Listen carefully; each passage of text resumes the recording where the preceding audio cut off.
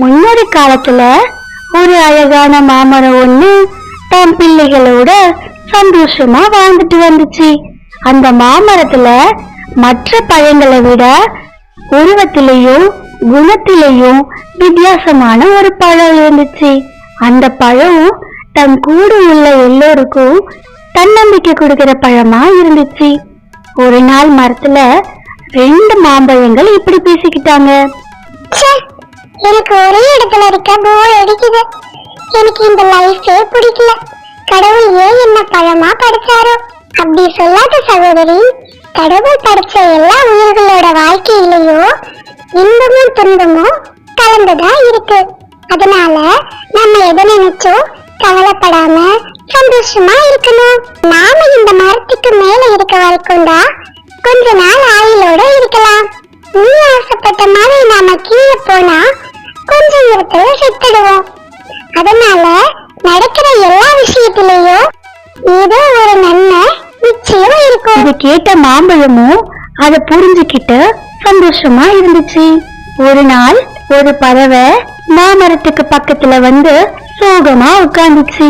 அத பார்த்த மாம்பழம், என்ன பறவை நண்பா, ஏன் சோகமா இருக்க? எனக்கு இருக்க ஒரு வீடு இல்ல.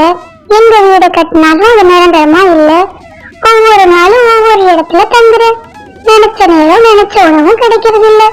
ஒவ்வொரு நாளும் பல மைல் தூரம் அலைஞ்சி உணவு தேட வேண்டி இருக்கு. உங்களை மாதிரி நானும் இருந்தா கவலை இல்லாம ஒரே இடத்துல வாழ்ந்துட்டும் சாப்பிட்டுட்டும் இருந்திருப்பேன். இல்ல பறவை நண்பா, கடவுள் படைச்ச எல்லா உயிரினங்களோட வாழ்க்கையிலையும் இன்பமும் துன்பமும் மறந்துதான் இருக்கு. நாங்க ஒரே இடத்துல சந்தோஷமா இருந்தாலும் எங்க ஆயுள் காலம் கொஞ்ச நாள் தான். நீ பறவையா இருக்கிறதுதான் உனக்கு நல்லது. நீ உணவு தேடி அலையிறதுலயும் ஏதோ ஒரு நன்மை இருக்கு.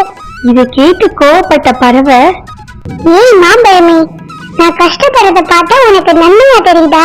இரு, உன்னை என்ன பண்றேன் பாரு அப்படின்னு சொல்லி அங்க இருந்து அந்த மாம்பழத்தை பறிச்சுட்டு பறந்து போனுச்சு.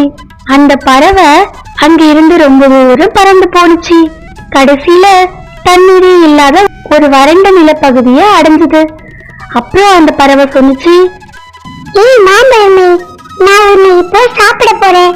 இப்போ உன்னால இதுவும் நன்மைக்குன்னு சொல்ல முடியுமா? இதை பாரு பறவையே, நீ என்ன சாப்பிட்டாலோ அதுவும் நன்மைக்கு. இதுதான் நான் எப்பவும் சொல்லுவேன். நீயும் இதை ஒரு நாள் புரிஞ்சுக்க. இதை கேட்ட பறவை கோபத்தோட பழத்தை கடிச்சு சாப்பிட்டுச்சு. அப்புறம் அந்த மாங்கொட்டைய பார்த்து பறவை சொன்னது, அழகான மாம்பழமா இருந்த நீ இப்போ மாங்கொட்டையா ஆயிட்ட. இப்போ இதுவும் நன்மைக்குன்னு சொல்ல முடியுமா உன்னால? பறவையே, நான் மாங்கொட்டையானது நன்மைக்குதான். இதை கேட்ட பறவை கோபமா அங்கிருந்து பறந்து போயிடுச்சு. அடுத்த நாள் பறவை மாங்கொட்டைய பார்க்க வந்துச்சு.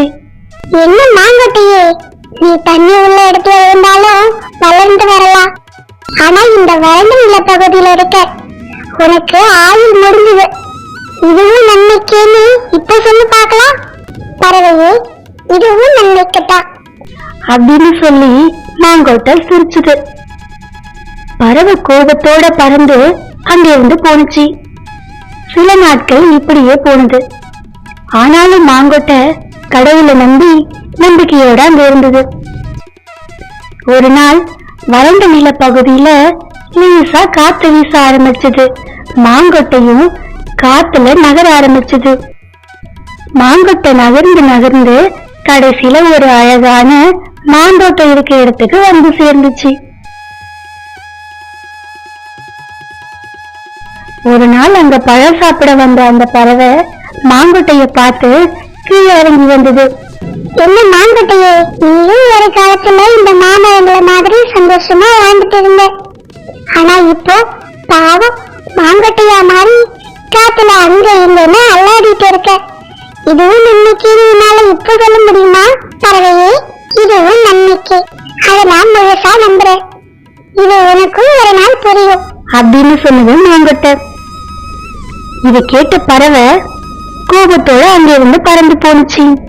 மாங்கொட்டையும் அந்த மாமரங்களுக்கு நடுவுலையே வாழ ஆரம்பிச்சது. ஒரு நாள் லேசா மழை தூர மாங்கொட்டை முளைச்சு இலை விட்டது.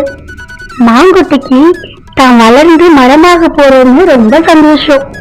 மாங்குட்டையோ கொஞ்ச நாள்லயே செடியா வளர்ந்துச்சு. அத அந்த வழியா போறப்ப தினமும் அந்த பறவை கவனிச்சது. கொஞ்ச நாட்கள் இப்படியே கழிஞ்சது. ஒரு நாள் அந்த செடி உருவளைஞ்சு மாமரமாகி இருந்தது. மற்ற மரங்கள் எல்லாம் அந்த மாமரத்தை பார்த்து கிண்டல் செய்ய ஆரம்பிச்சது. ஏய் கோமல் மரமே, நீ வந்ததால எங்க தோட்டமே அசிங்கமாயிடுச்சு. ஒரு நாளா எங்களுக்கு இருந்த மரியாதையே போயிடுச்சு. ஆனாலும் மாமரம் கவலைப்படாம சந்தோஷமா இருந்துச்சு. அங்க வந்த பறவை, என்ன கோட மரமே, நீ வரதுக்கு முன்னால இந்த மாந்தோட்டமே அழகா இருந்துச்சு, ஆனா இப்போ அசிங்கமாயிடுச்சு அப்படின்னு சொல்லி சிரிச்சது. ஏய் கோட மரமே, இத்தனை அசிங்கமும் அவமானமும் உனக்கு தேவையா? இதுவும் நன்மைக்குன்னு இப்போ உன்னால சொல்ல முடியுமா அப்படின்னு பறவை கேட்க மரம் சொன்னது, பறவையே, இப்ப மட்டும் இல்ல, எப்பவுமே சொல்லுவ, இதுவும் நன்மைக்கு. இதை கேட்டதும் பறவை கோபத்தோட அங்க இருந்து பறந்து போனுச்சு. மற்ற மரங்களோட கிண்டலுக்கு நடுவுல அந்த கோவில் மரம் வாழ ஆரம்பிச்சது. ஒரு நாள் அந்த தோட்டத்துக்கு சொந்தக்காரர் ஒரு வியாபாரியை கூட்டிட்டு வந்தாரு. அவர் சொன்னாரு, எனக்கு அவசரமா பணம் தேவை இருக்கதாலதான் இந்த மரங்களை விற்கிறேன்.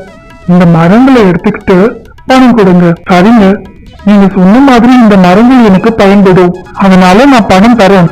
ஆனா இந்த கோமல் மரம் மட்டும் எனக்கு பயன்படாது, அதனால இந்த மரம் எனக்கு வேணாம். இந்த மரத்தை நீங்களே வச்சுக்கிட்டா உங்க வீட்டுக்கு தேவையான பழங்களை கொடுக்கும் அப்படின்னு சொன்னாரு. இதை கேட்ட மற்ற மரங்கள் நாமளும் ஒரு கோவில் மரமாவே இருந்திருக்கலாமோன்னு நினைச்சு அழுதுச்சு. வியாபாரி எல்லா மரத்தையும் வெட்டி கொண்டு போன பிறகு கோவில் மரம் மட்டும் தனியா அங்க இருந்துச்சு. கொஞ்ச காலமா காட்டுல மழை இல்லாததால எந்த மரத்திலையும் கனி இல்ல. பறவைகள் பசியில வாடுற காலமும் வந்துச்சு. தோட்டக்காரரோட பராமரிப்பால கோணல் மரம் மட்டும் நல்லா செழிப்பா இருந்துச்சு. காட்டுல உள்ள எல்லா பறவைகளும் அந்த கோணல் மரத்தோட கனிகளை சாப்பிட்டு வாழ்ந்தாங்க. அப்போ பசிய தாங்க முடியாம அந்த பறவையும் அங்க வந்துச்சு. மரமே, நான் சாப்பிட்டு 4 நாள் ஆகுது, எனக்கு பசியா இருக்கு, நானும் மரத்துக்கனிய சாப்பிட்டுக்கலாமா அப்படின்னு கேட்டது.